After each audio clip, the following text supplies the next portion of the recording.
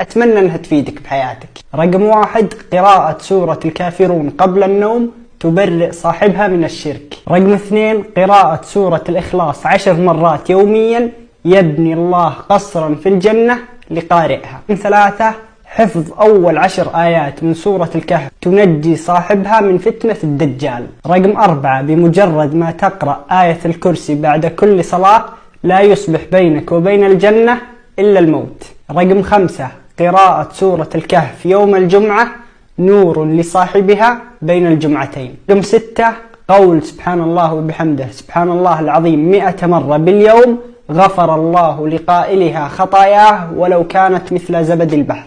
رقم 7، الإحسان بالوضوء ثم قول أشهد أن لا إله إلا الله وحده لا شريك له وأن محمدا عبده ورسوله اللهم اجعلني من التوابين واجعلني من المتطهرين. يفتح الله لقاء